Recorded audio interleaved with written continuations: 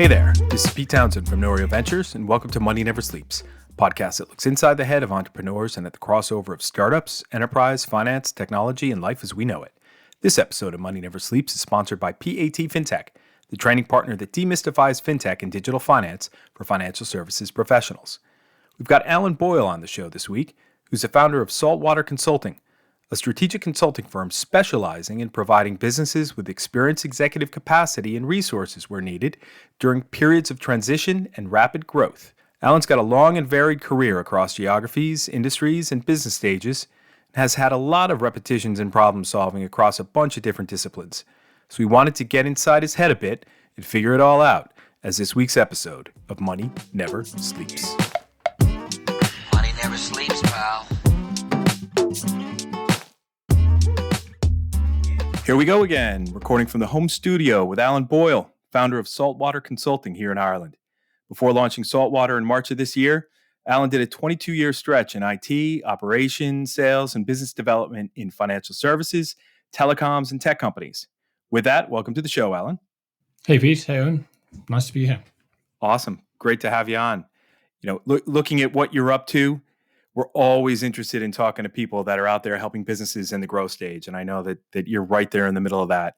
It's a bit downstream of where Eoin and I do our thing, right, on a day-to-day basis in our respective day jobs. So really eager to hear more. Both of us had spent, before we're doing what we do now, a lot of time in the corporate world. So I think we'll have an interesting chat around kind of your perspectives coming out of the corporate world now into growth stage companies. I think we'll go places with this one, yeah?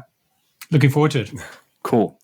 All right. So just to kick right off for our listeners, I mean, like I said before we started recording, Allan, had a look at your LinkedIn profile. I think I got a feel for where you're coming from. But for the listeners, can you share your backstory and how you got to this point? Sure. It's a bit long and winding, but I'll try and keep it short. So I found my way into tech around 1996 while implementing a vehicle tracking system for a fresh produce wholesaler. So this was early pre-2G GSM technology. So implementing a commercially available fleet management system seemed pretty cool to me at the time. And I realized then that there was a lot more to learn about information systems. So that led me to Saudi Arabia, where I helped Citibank migrate from an antiquated Novell NetWare platform to Windows NT4. So I'm really showing my age now. Yeah. So after that, I moved to Dublin, where I joined a financial services PLC to help them consolidate and virtualize their IT systems and develop innovative productivity solutions for their broker network. I returned to Cape Town in 2008, where I took some time out before joining a top internet service providers. And this time I was wearing the sales hat to help them transition their customers from an on-prem and co-located systems to new cloud infrastructure. So I helped grow the company running operations and sales before returning to Ireland, my wife's Irish, in 2018, where I joined Amazon Web Services. And it was at AWS that I really cut my teeth and developed my operational rigor while looking after a few specialist functions in their premium support organization. So, gents, I've always been very lucky to work with companies that have grown quickly. So being part of Amazon for a couple of years and watching how even the largest companies can scale rapidly was absolutely fascinating. And I suppose that's led me to start Saltwater Consulting earlier this year. Okay. So really what I want to do is help companies scale well. Gotcha. Okay. And I love the fact that you were, your reference to NT there, Microsoft NT.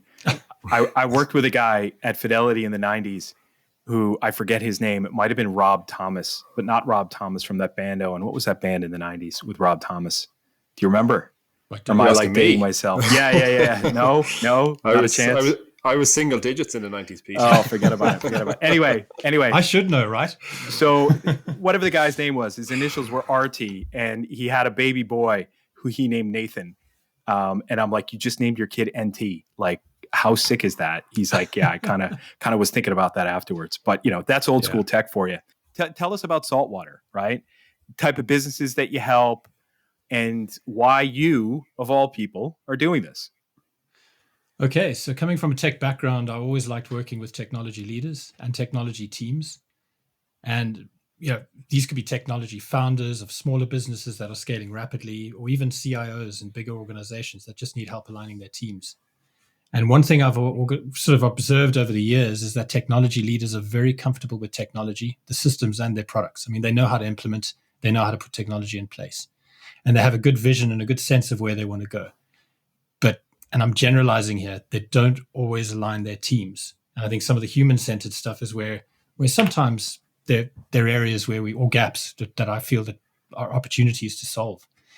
So, these breakdowns in communications, for example, quick example, sales and engineering. So technology leader builds a company, they're product-centric to start, they get their product to market, product matures, and now they need to scale into new territories. So they hire the sales team. This could be a few years later. And it's trying to get that communication between sales and engineering working, which I find can be challenging at times. Definitely. And that's where I come in. I work with tech leaders to help them understand where they're going, to identify people and process gaps, and help implement operational mechanisms. And it's the usual mechanisms, and we'll get into that a bit later, such as goals, metrics, and reporting that are typically needed and used in high-performing organizations. So that's Saltwater Consulting. I mean, as I said, we started in March. So I started in March. It's boutique. It's me, myself, and I right now, but we have some big plans. Very good. And what's it like to start a business at the beginning of lockdown in a pandemic? Yeah. It's interesting. So I got concerned looks from family and friends when I told them that I was swapping the well-paid tech job to go and build businesses from scratch. But yeah, the idea had been percolating for a while. And at 43 years old, and after a few very busy years at Amazon and fun years, I was ready to change tack. And I had a few things lined up. And also it has allowed me to sort of take some time out to start Saltwater Consulting slowly and intentionally, sort of without too much pressure. And I think, just back to sort of COVID times, I think what it brought in March was a forced and much needed pause. I mean, I was traveling. I was in Japan one week. I was in Seattle. I was all over and doing a lot of travel with calls at different times of the day. In fact, this call at 9:00 reminds me of sort of one of those late night calls that you used to do. But yeah, it was the pause was needed, and it allowed me to sort of take my time, incorporating the business, finding an accountant, building a website. Now, I've been in tech for 22 odd years, and I had never really worked on WordPress. I sold to customers that had hosted WordPress on our cloud services, but I'd never worked with WordPress. Yeah. So there were a few YouTube 101 tutorials to try and build a website, and then realizing that there was like a little unlock key, your website's unsecure, so I had to go and find an SSL search. The usual stuff when you just have no clue what you're doing.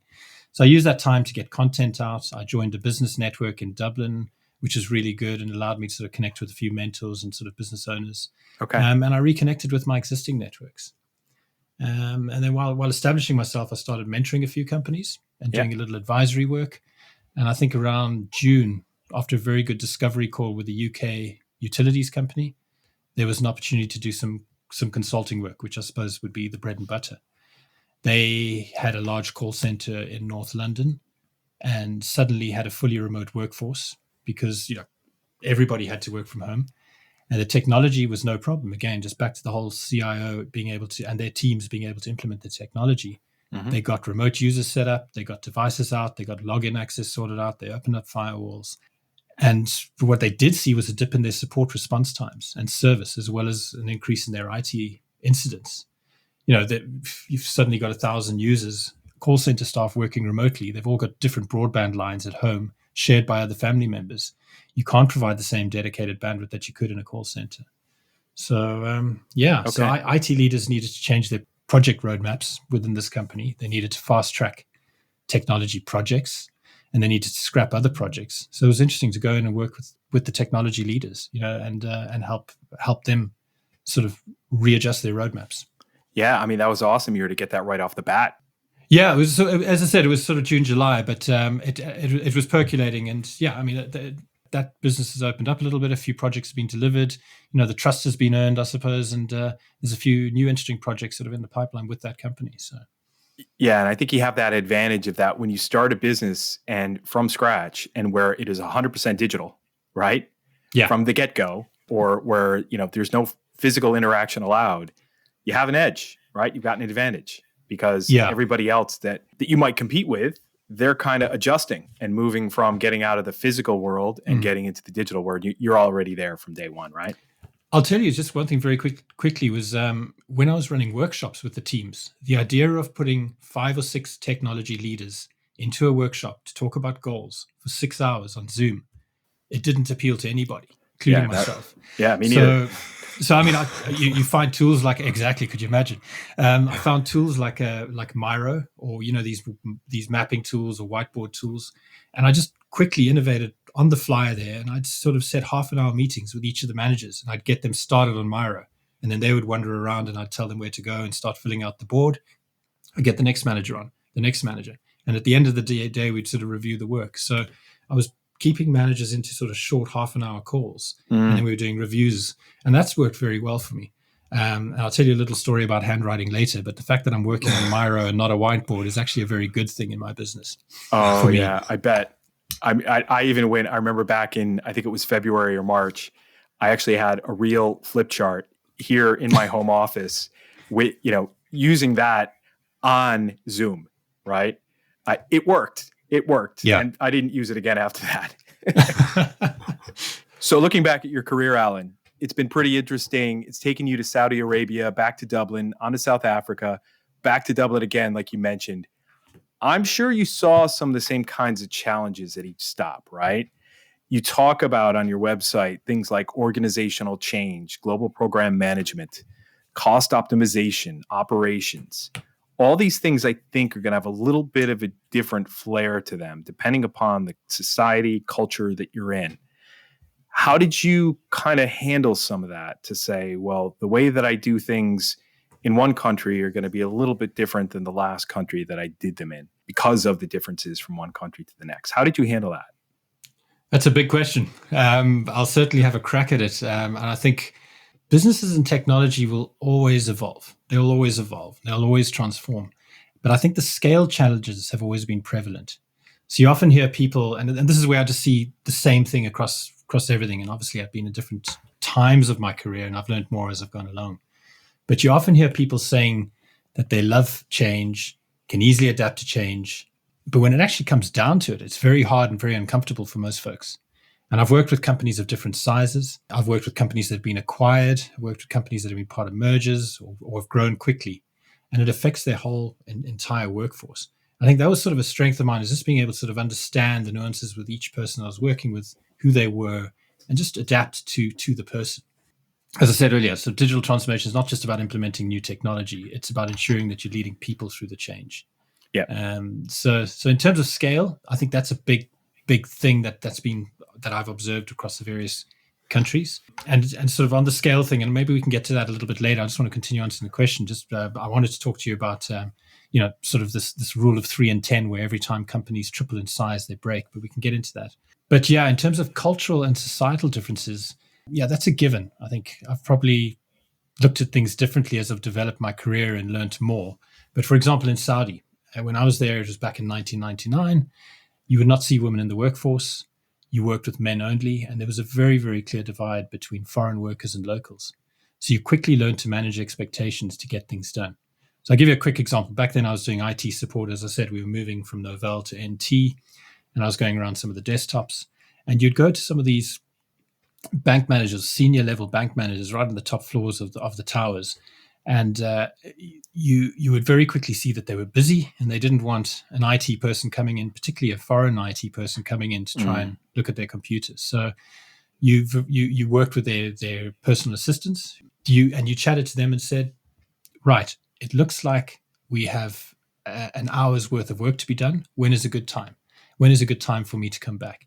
And they would say, yeah, come back tomorrow at 3:00 when the office is empty. So I'd be able to solve the problems or do the work I needed to do without having to sort of spend too much time sort of in the office with other people at the time.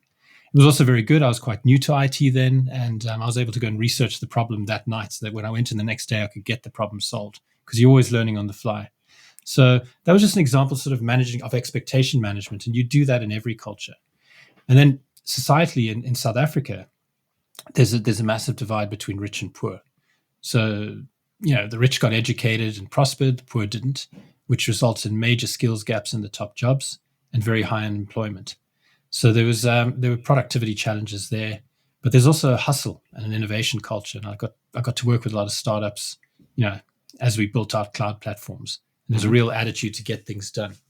And I think, again, if I can go off on a tiny tangent here, the education system in South Africa really needs to be turned over. And there was a company and I worked with an organization called We Think Code that was founded by Arlene Mulder, and she sort of came out of banking platforms, some of the biggest banks in South Africa, and she set up an academy where they brought people that weren't necessarily school leavers but had an aptitude to come in and work in this sort of high intensive academy for 2 years where they would learn to code.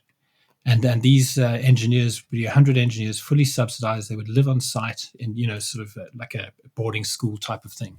But they would come out with the equivalent of a software degree. And that's the type of thing that's happening in South Africa. And I think that's what's needed over there.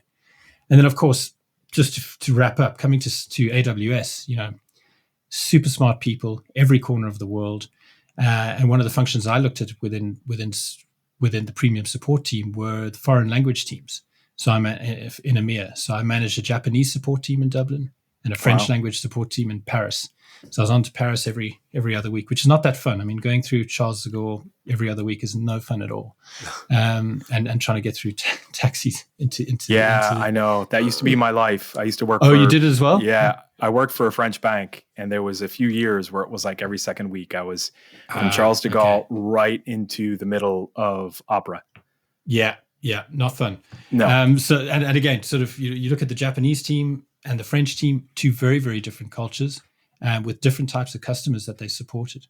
And as a leader, I would need to manage the teams consistently with the same goals, but had to take a very different approach into how I managed. So you wouldn't necessarily bring all the teams together for a meeting with the language support. You'd meet with them individually. So you had to sort of adjust an approach. So yeah, I think that's sort of, I hope that answers the question. It does. But did you speak Japanese and French? Another story. I was born in France, and I don't speak a word of French. I don't speak a word. My South African dad, Irish mom, and I moved to South Africa shortly after I was born in France. But don't speak a word of French. Don't speak a word of Japanese. So they thought I was a good bet to go and manage these language teams.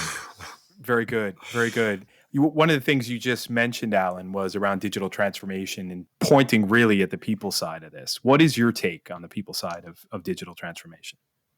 Yeah, and I think that probably is a good segue into this rule of 3 and 10 that I was speaking to. It was Japanese founder of the big marketplace called Rakuten. His name was Hiroshi Mikitani, or Mikitani-san, or Mikey, as they call him in the US. And he built his team from himself to 10,000 people. And he said that every single time the business triples in size, everything breaks. Yep. Systems, people, the organization, everything. Technology is easy. You can replace that. You can scale it. You can adapt it, whatever. But it's the systems and the processes. And I'm very, very interested in that piece of it, and the people side. And I think that's why I'm doing what I'm doing at Saltwater, is the organizational change around, with a very small organization with 10 people, everyone's in startup mode. Everyone does everything. When that company gets to 30 people, suddenly you need to start putting specialists in. When you get to 100 people, you need to bring in HR. You need to bring in marketing, some of the outsourced services. So, yeah, I think very much any transformation is about the people. Sometimes I like to drop the word digital. I know a lot of my colleagues and counterparts and people out there will sort of say, Allan, you can't drop digital, but I think you can. I think we just need to look at it as businesses will always evolve. It's a fair point. There are folks who think when you say, oh, we've got a digital program going, that, well, we're going to make sure everybody has a laptop with Wi-Fi, right? And that is the evidence of their digital program. But you're right. Eoin and I talk about how the word fintech will eventually disappear. For example, it will just become tech again, right? That's what it is. And I think you're right that as companies are transforming, of course they're doing it with a strong digital theme to it. Yeah. But at the end of the day, it's about transformation, right? Yeah. And I mean, remember back in sort of 2005, or 2004, I was doing cutting edge things with VMware and virtualizing the IT estates and doing all these fancy things and building storage area networks. That was the premise to cloud. And then people started speaking about cloud. Fortunately, no one's talking about cloud anymore. It's just a given that, stuff operates off-prem. And I think it's online now. So, people aren't mentioning cloud. So I agree. I think the word digital will go away. And as I said earlier, I think even when we were talking before we started, digital, everything's been digital. A lot of companies have been digital for many years. Banking systems have been digitized years ago. And I know people push back at me and say, yes, but it's all about the customer journey. But I mean, I've been using very good banking apps and online banking apps and paying things for years now. So my customer journey has been fairly good. Now it's the support piece that's quite interesting. How's that going to digitize, I suppose, or move to digital? Yeah, I really getting my head around that a few years ago. Digitization is about taking a newspaper and putting it onto an iPad, where you grab that iPad and you can turn up the corner of the screen and you can pretend like you're opening up a newspaper. Digitalization is saying, hey, Alexa, what's the news? Right? Where you skip the middleman and you move to a whole new delivery of what is the end thing that the customer wants. The customer wants the news, right? So when you talk about digital technologies, you're right. This isn't something that just cropped up in the last, 10 years. No. It's been around. It has. And businesses, as I said, businesses will always transform, and the latest technology will come into those businesses. They just will. I mean, I remember throwing coins into the parking meter in the rain, whenever you had to park the car. Now there's an app. But as you said with Alexa, hey, Alexa, put €2 into the car right here. Yeah. That's coming. That's not far away. So, and I look forward to that day. I know. It's really interesting, though, when you mentioned it earlier, kind of about contact centers. It's funny how, despite all of the kind of digitalization of some of these kind of products and services, a lot of the time it still ends up back with, I have a problem. How do I contact someone? I had that issue recently with, actually, it was Amazon. I was getting charged a subscription on my Kindle, and I don't have a Kindle, and it was charging me every month. And I was trying to contact whoever. Yeah. And it took, I think it was about an hour on the phone to the US trying to get through to somebody to explain, because I'd gone through the bot and the chat and everything else. And it's still, I just needed to talk to someone and explain what was going on. And despite how, it's the same, obviously Pete has the experience with Revolut, and I've had some issues with them before. It's all well and good to do everything and make it very fancy from a customer point of view, but sometimes you just need to talk to somebody. Yeah, absolutely. And you know what, when systems work seamlessly, it's perfect. Whether you're booking an airline or booking a property or, to stay for your holidays, it's when there's a problem that you really struggle. And that's when you want to contact the contact center. And I mean, I use Revolut and I love Revolut, and I also use some of the traditional banks, and it works brilliantly. I mean, I can swap currency, I can do a bunch of things. But what happens when I suddenly get that fraudulent transaction in the wrong country? What do? I'm emotionally charged because I need to get hold of somebody quickly. Money's gone out of my system. So there's an emotion tied to it, and I want to speak to a human. And I've been an advocate. I mean, like even when I was sort of running support operations and a few other things, if the phone was ringing on the floor, I would go and pick it up. I just, it was all about the human. And I'd worry about the context later. I would pick up the phone and speak to people. And I think there's going to have to be a blend. And, you talk about the future of support. It's so important that that's blended with human, that there's a human piece there. I suppose my question, even out loud more than anything, is what does that look like? Because, no one necessarily wants to take on the cost of a call center with 100 people when they're trying to build this kind of fully digital product, but yet you need it. So how do you, what is the perfect blend of kind of digital and human for something like that? And right now it seems to be sorted out by the PR department that are actually making sure that no negative tweets get sent out. Because what's the first thing you do when you can't get hold of somebody? You send a tweet. And then suddenly stuff gets done. So there is somebody monitoring the sentiment that comes in, but that's too late. Your brand gets affected when the sentiment comes in. So I don't know. And then there's also, there was a Dell and others looked at outsourcing call centers years ago, and that doesn't work either. You need to have that cultural. In fact, the customer I'm working with now that they can operate remotely, instead of having 1,000 people sitting in London, they serve a large part of the UK. They can actually have people working remotely, culturally, where their customers are. So up in Scotland or south of the UK. And that's actually very interesting. But I still think there's a need for people in anything you do. I mean, you build a digital platform where you're going to have millions of customers. You need to have some level of humans behind that. Yeah, I think it's about avoiding these issues even coming up to begin with, right? The majority of the bots right now are dumb bots. All that they do is they look for keyword phrases. They try to play something back to you. It's basically an FAQ that is digital, right? Yeah. And but I looked at this recently for a big insurtech project I was working on. And the way that it turned out was that, can you fuel those bots with personal information on the customer, right? And be able to know when you're asking them a question, when you're asking the bot a question, the bot knows, okay, that if you're an insurance customer, that you've had X number of claims in the last few years, so on and so forth. They're not doing that yet, right? The bank ones are starting to do that, where they can have that interaction with you on your last 3 deposits or whatever it is, right? And that the smarter that they become with this information about you and your data, the better they will get. And I think that's where it's going, and it's avoiding the need to even be serviced to begin with. I think that would be nice to see. This episode of Money Never Sleeps is sponsored by PAT FinTech, demystifying fintech and digital finance for financial services professionals. PAT FinTech enable financial services professionals to transform their capabilities into the digital age, with dedicated virtual training programs geared towards those that can develop, deliver, and monitor optimally customized user experiences balanced by appropriate governance, control, and oversight. To learn more about PAT FinTech, go to moneyneversleeps.ie/PAT FinTech.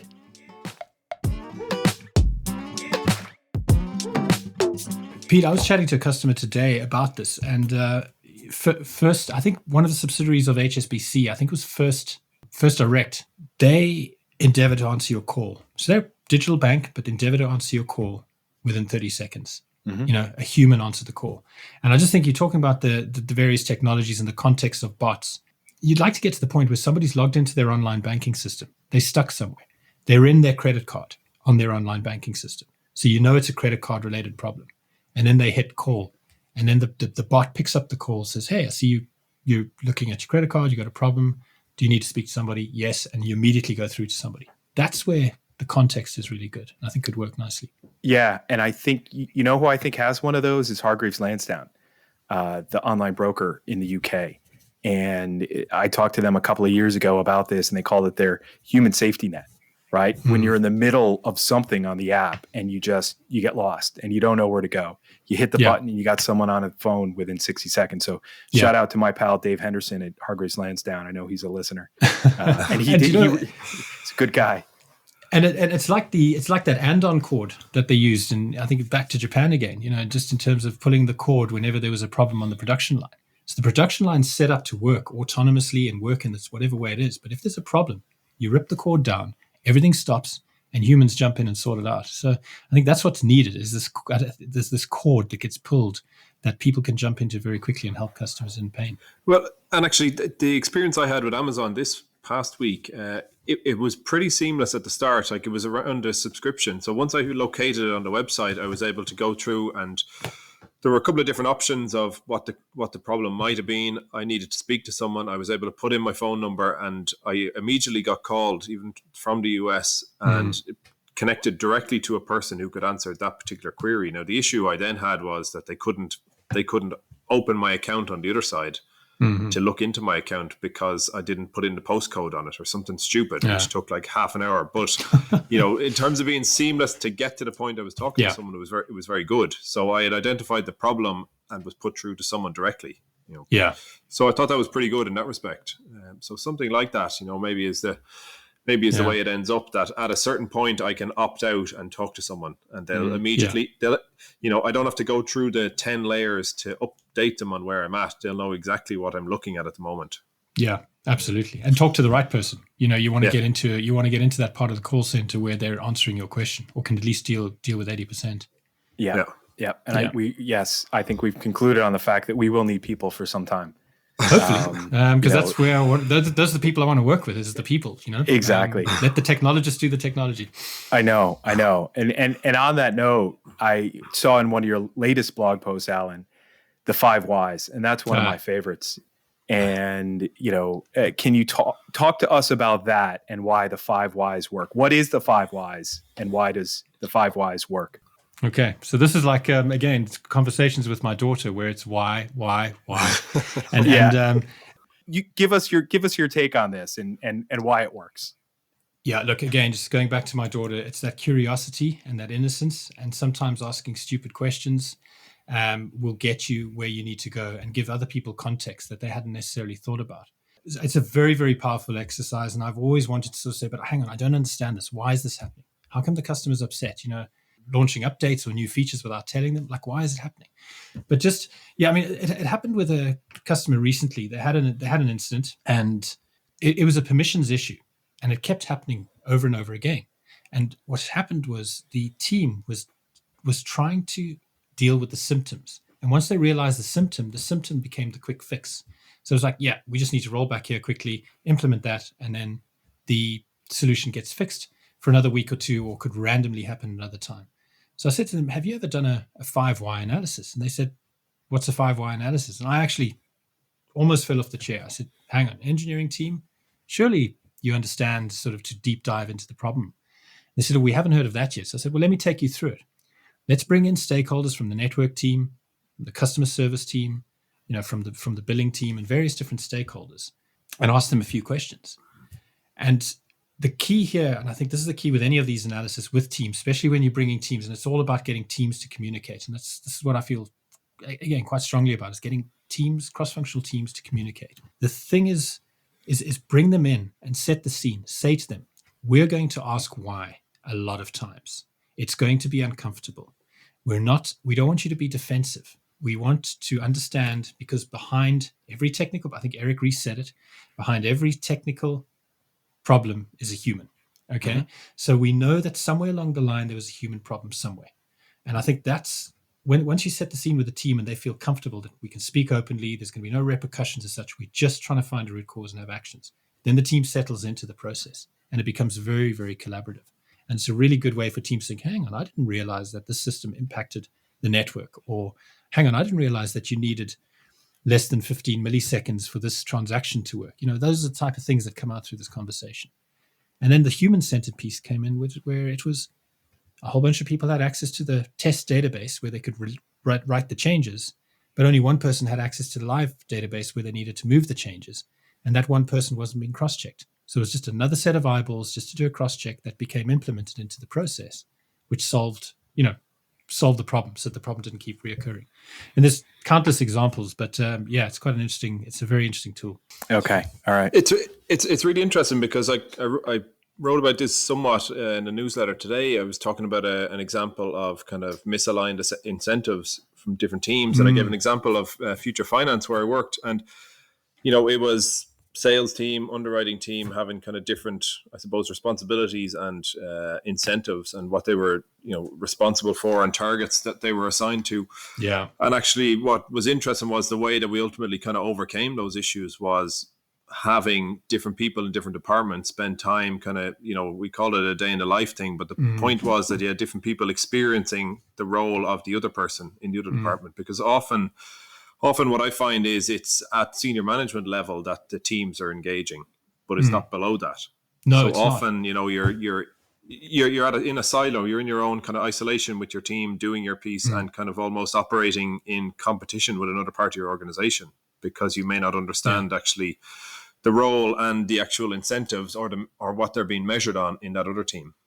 Well, and we had a large airline customer in the UK, in South Africa, cloud customer. They're one of these low cost. And I sensed that something was going wrong with the relationship at one point, just around a large bit of cloud storage that they'd purchased. And I flew up our engineers to meet with their engineers. And I went in and started doing a 5 why and asking like I came across as sort of being the non-tech exec guy coming in asking stupid questions, but the team you could see them, they started going over the shoulder saying, oh, I didn't realize you could do that. Or I didn't realize you could do that. And you saw the collaboration. Then, a few beers afterwards, it always solves a few problems. But it's just bringing teams together, I think, because there's always a lot of defensiveness. Absolutely. And what I wanted to ask you about as well, Allan, was about measuring things, right? And I've always been a big proponent of you can't change what you don't measure. And, you hear a lot in the corporate world or generally anywhere, KPIs, metrics. In your terms, what are the differences between KPIs and metrics, and why is that important? Okay, so I think just in short, metrics measure all the processes in a business. So it's you look at your processes, you understand the various different processes, and you try and attach metrics to sort of see how those processes are performing. The KPI is the result. So what's the result of a bunch of processes, or what's the result you want to achieve? So like in short, take a revenue example. You've got, let's say the KPI is to grow revenue by 30% year on year. That's the title of the KPI. It's smart, it's measurable, it's time-based, but the metric is revenue. And then the target value would be 30%.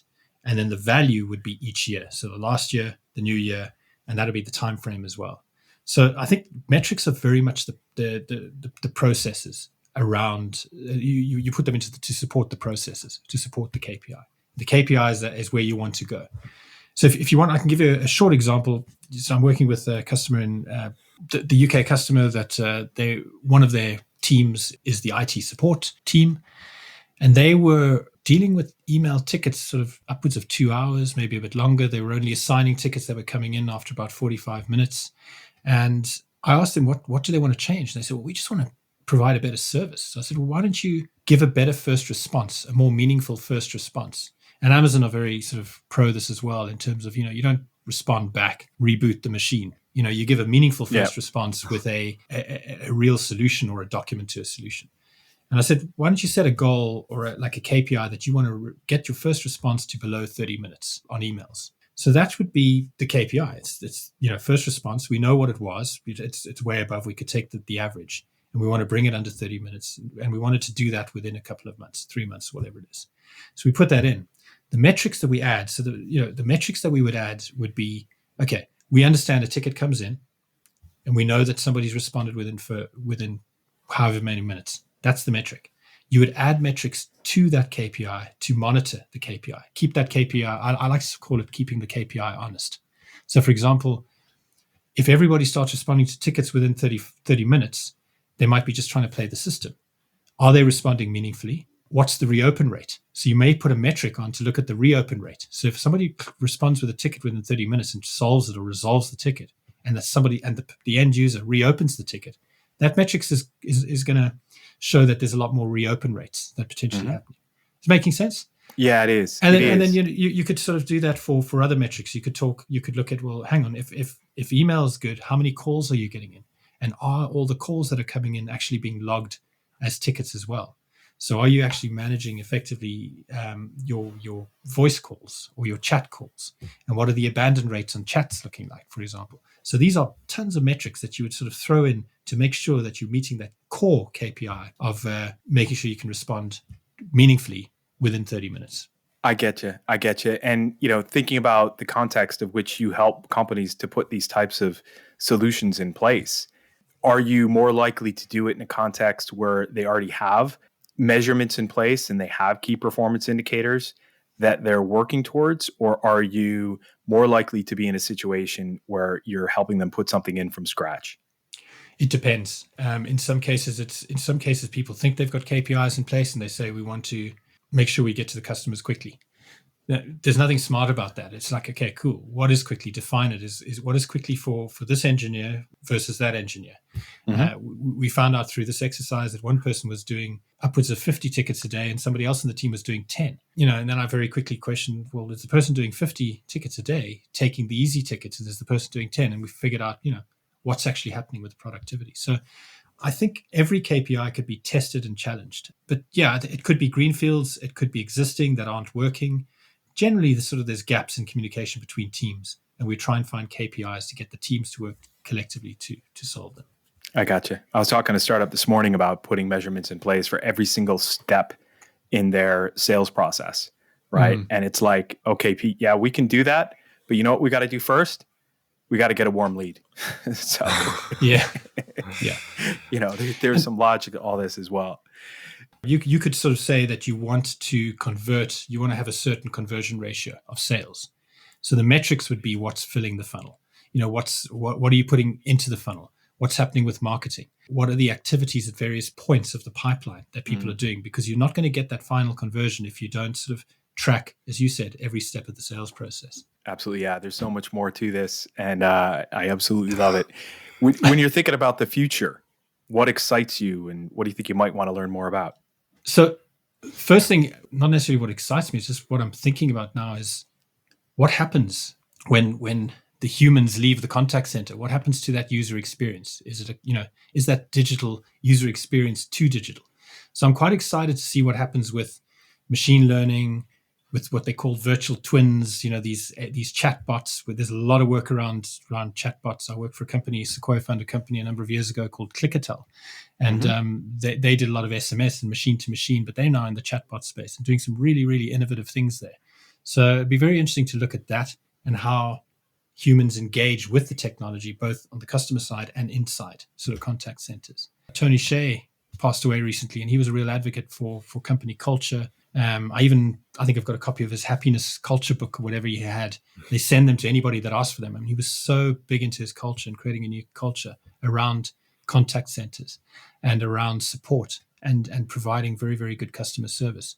Unfortunately, he passed away recently, tragically. So, I almost wonder if that's symbolic of, is that the end of the human? So I think the future for me would be very much understanding how customer service evolves in this new digital world. And I think the other thing, just pure curiosity and something I know nothing about, is food tech. I think as humans, we're all moving to a more plant-based type of diet. Don't get me wrong, put a ribeye in front of me right now and I will devour it. And you can't take that away from me, that weekend treat. But there's definitely a move to more plant-based nutrition, and there's definitely a way that food's going to change in terms of the way it's being packaged. And I don't see people creating some sort of burger lookalike or steak lookalike that you eat. I don't see that happening. I think, people are trying to do it, but I think there's a lot of opportunity and some exciting things coming into the sort of future of food and how we sustain ourselves. And as I said, I know very little about it, but I'm very interested in it. Oh, yeah. You know who makes a great veggie burger? Don't tell me. Stella McCartney, of all people. Oh, really? Okay. I'll look into that. Yeah, I was up at this little Glen Cullen Adventure Park nearby the house, and came time around to get some lunch and didn't want a regular burger, got a veggie burger. It was so good. I said, "Oh, geez, you guys make these here, don't you? They're really good. What's your recipe?" They're like, "No, we got them at Tesco, frozen. Stella McCartney makes them." I'm like, $2.99, no problem, right? They've really good stuff in Aldi as well. That's where I get my kind of sweet potato burgers or beetroot burgers. Very good. No, look, I get that. But again, we're still having a burger, actually. And I just think that's going to be the interesting thing, is to see how that evolves. Are we going to be eating burgers? I mean, there must have been a time years ago when somebody decided to put ice cream and liquidize it and sell it at a diner, and turn it into a shake. So what is happening with food and where is it going to go? But thanks for the tip. You're still not going to get me away from my good burgers on the weekend. That's okay. Good man. Was that Adventure Center? Was that the Gap, by the way, up in Glen Cullen? Yeah, the Gap. Yeah. I spent a lot of time up there on the mountain bike. I love it. Good. I haven't been up there in a little while. I'm still healing from a broken foot, but I actually was up there the other day in my walking boot and got all mucky, which was fun. The kids love it up there. It's a great time. It's brilliant. Yeah, absolutely. All right. Oh, and you want to do the honors with our last question, bro? Yes, Allan. Tell us something people would not know about you. Okay, so I've spoken about mountain biking, and if you look behind me, the listeners can't see, but there's a lot of Lego and all sorts of other things. So I'm a bit of a fan there. So everyone knows about me with regards to my Lego fanboyism. But I spoke about handwriting earlier in the call. When I was 15 or 16, my handwriting, in fact, no one knows this. Probably very few people know this. My handwriting was so bad. It was illegible. And I think it was the guidance counselor came to me and handed me a calligraphy pen. And I had to learn how to write again at the age of 16 from scratch, cursive writing. Wow. It was frightening. And he said, if you want to get through your exams, you're going to need to slow down and write properly. And I had a calligraphy pen for a while. It managed to get me through school and through the exams, which was fortunate. But yeah, my handwriting was so bad. And look, the calligraphy pen went into the bin years ago. My handwriting is still terrible, but thanks to technology, I'm able to sort of very quickly transcribe something from a meeting into Evernote or something like that. So I've managed to solve the problem with technology. Very good. Yeah, they never did that to me. They never tried to fix my handwriting. They just left it alone, and it was probably just as bad as yours was. So yeah, I come out of a meeting and I look at what I've written. I'm like, geez, I better write that down quickly because that makes no sense. I'm the exact same. If I don't record it on something else immediately, if I look at it a week later, I'll have no idea what I wrote. But this gives me some comfort, so I'm not alone. So. Oh no, far from it. Yeah, brothers in bad handwriting here. Yeah. All right, cool. Well, brilliant. Allan, thanks so much for coming on the show. Really love doing this exploration of you and of what you're up to and the business and these different concepts that I think are incredibly interesting. So thank you. Pete, Eoin, thank you very much. Appreciate it.